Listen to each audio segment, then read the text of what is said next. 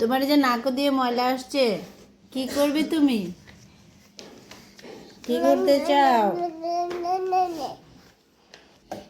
ও, তুমি ওটা দিয়ে কাজ করবা? আরিয়ান, তাকাও। আরিয়ান, দেখো, সে এটা দিয়ে ভিডিও বানাবে। দেখো, দেখতে পাচ্ছ? এটা কি করছো আরিয়ান? ওটা ভেঙে যাবে তো বাবা। কে এসেছে? গেট নক করছে, সে এখন যাবে। কে এসেছে বাবা?